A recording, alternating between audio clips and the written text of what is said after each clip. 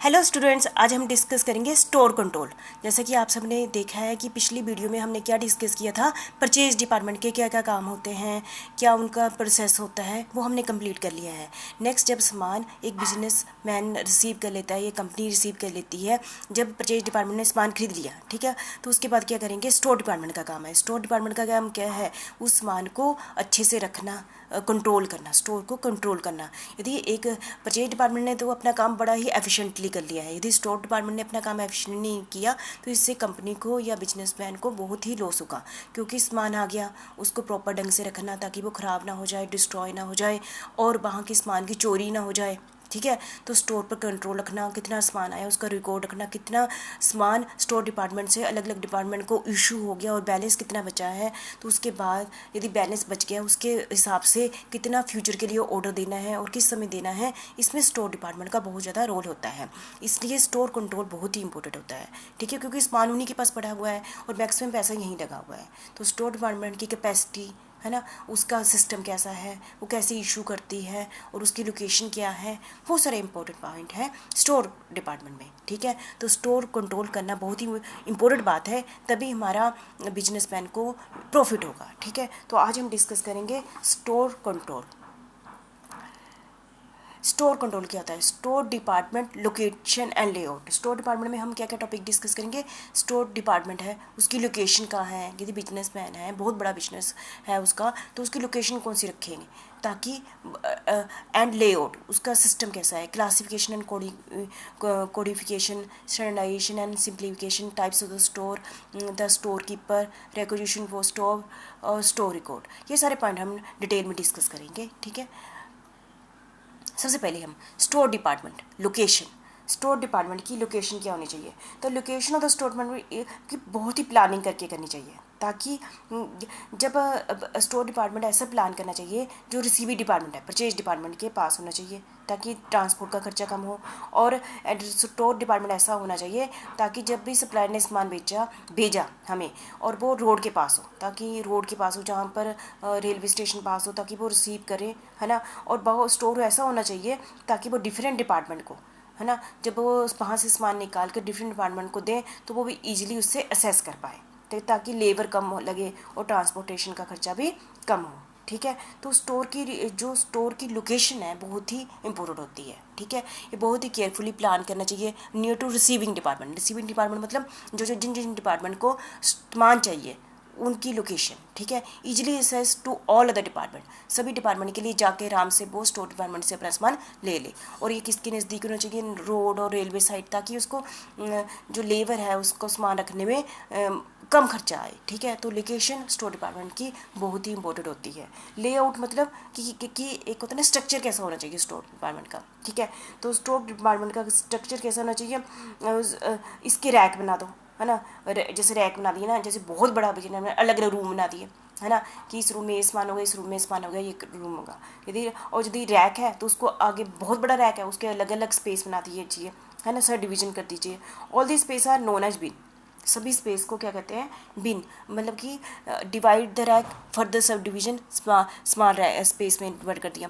तो हर एक स्पेस को, एक स्पेस को बिन कहते हैं, BIN, ये ध्यान रखना। Bin is not necessary space होने rack, but it is really means place where material is kept. Bin क्या होता है, जहाँ पर सामान रखा हुआ है, अलग अलग टाइप का सामान रखा हुआ है। हो सकता है कि जो सामान बड़ा हैवी है ना, उसको एक होल में रख दिया, तो उसको होल को क्या कहेंगे, एक बिन है। हो सकता है एक टाइप का सामान एक रैक में ही आ गया तो एक बिन हुआ, समझ रहे होंगे। ठीक है, इसको अलग अलग, all been should be seriously number, वो सभी का नंबर लगा दिया। हो सकता है एक छोटा सा रैक को एक नंबर दे दिया और पूरे होल को दूसरा नंबर दे दिया। ठीक है, उस बिन मतलब कि एक जैसा सामान एक जगह रखा हुआ है, जैसे समझ गए होंगे बिन क्या होता है। और बिन ने सीरियसली नंबर दे देने उनको, ताकि आइडेंटिफिकेशन में हेल्प हो। और प्रॉपर जो हमारा स्टोर डिपार्टमेंट है प्रॉपर कंस्ट्रक्टेड होना चाहिए, लीकेज नहीं होनी चाहिए, वहाँ पर सामान ख़राब नहीं होना चाहिए। ठीक है, ये सारी चीज़ें ध्यान में रखनी है। और स्पेशल सामान, जो स्पेशल मटेरियल है, जो कि जिसके लिए अटेंशन चाहिए, लीकेज है, इवेपोरेशन है ना, जो ख़राब हो जाता है, उसके लिए स्टोर डिपार्टमेंट का अरेंजमेंट ऐसे करना चाहिए कि ताकि ये सारा सामान ढंग से पड़ा रहे। ठीक है, तो इसलिए स्टोर डिपार्टमेंट का लोकेशन भी बड़ी इंपॉर्टेंट है। लेआउट मतलब उसका सिस्टम, उसको मतलब कि होता है ना स्ट्रक्चर कैसा होना चाहिए, ये स्टोर डिपार्टमेंट के लिए बहुत ही इंपॉर्टेंट बात है। ठीक है, ये दोनों पॉइंट बहुत इंपॉर्टेंट है। पहला पॉइंट हमने स्टोर डिपार्टमेंट डिस्कस किया, store department location and layout. ठीक है, नेक्स्ट है क्लासिफिकेशन एंड कोडिफिकेशन। हमारे पास तो सामान बहुत सारा आ गया, डिफरेंट सप्लायर या एक सप्लायर से बहुत सारा सामान आ गया।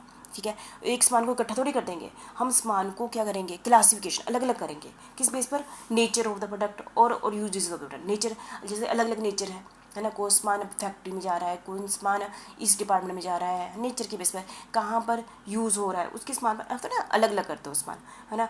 और मतलब कि क्योंकि क्लासिफिकेशन ज़रूरी है, यदि इकट्ठा ही रख दें तो देने को मुश्किल होगी ना क्लासिफिकेशन ना। और इसके लिए classification on the basis of nature, सामान की नेचर कैसी है, ऑन देयर यूजेस। ठीक है, तो मुझे लगता है समझ रहे होंगे। दूसरा है, और जैसे कि कंस्ट्रक्शन मटेरियल हो गया, है ना, अलग कर दो, कंज्यूमेबल स्टोर अलग कर दो, स्पेयर पार्ट्स का अलग कर दो, ऐसे अलग अलग कर देना। ठीक है, इस क्लासिफिकेशन के लिए कौन सा मेथड सबसे ज़्यादा यूज़ किया जाता है, फॉर्मल मेथड यूज़ किया जाता है। कौन सा मेथड यूज़ किया जाता है, फॉर्मल मेथड यूज़ किया जाता है। After dividing all the items store various classification. Next step हमारा कौन सा हो जाता है, कोडिफिकेशन। अलग अलग सामान को कोड दे देना। देखो जी, सामान का नाम बोलना, ये वाला सामान साबुन, चाय पत्ती, ऐसे सामान बोलने की जगह क्या करते हैं, उनको कोड दे दिया, नंबरिंग दे दी ना। जैसे हमें भी गवर्नमेंट ने पैन कार्ड नंबर दिया हुआ है, हमारा जैसे आधार कार्ड नंबर होता है, इसलिए हमें कोडिंग दे दी इन सामान को। ठीक है, कोडिंग कैसे दे देनी, उनकी अल्फ़ाबेटिकली और numerical each item of the store दे देनी है ना, समझ गए होंगे। इसके लिए सबसे अच्छा सिस्टम अपनाया गया है डेसिमल सिस्टम। आपने ये ध्यान रखना, कोडिफिकेशन के लिए कौन सा सिस्टम बनाया गया है, डेसिमल। कल आपको ऑब्जेक्टिव टाइप भी आ सकता है, decimal system of the coding is more common used. The whole number are use to indicate that main group and decimal indicate primary secondary and other group. ठीक है, तो आप समझिए जैसे कि पहले दो कोड दे दिए, टू डिजिट दे दिए मेन, और सब कोड भी दे दिए जो indicate depending on the requirement. आगे और दो नंबर दे दिए जो इंडिकेट करता है साइज और क्वालिटी के बारे में। ठीक है, और जो कोड है, क्लासिफिकेशन है, ये क्यों हेल्पफुल है, ये इसको भी हम थोड़ा डिस्कस कर लेते हैं। क्लासिफिकेशन कोडिफिकेशन क्यों एडवांटेज है, it help in material control. जैसे क्लासिफिकेशन होगी तो कंट्रोल करना आसान हो जाएगा ना, कोडिफिकेशन की हुई है तो एडवांटेज ऑफ एब्रीविएशन। एब्रीविएशन मतलब सभी को कोड दे दिए गए, नंबर दे दिए गए हैं, उसका अब नाम बोलने की जरूरत नहीं है, तो एब्रीविएशन का भी एडवांटेज होती है। मेंटेनेंस ऑफ मैकेनाइज्ड अकाउंट को बनाने में भी हेल्प होती है। ठीक है, और सीक्रेसी और डिस्क्रिप्शन कैन बी मेंटेन, और सीक्रेसी भी रहती है।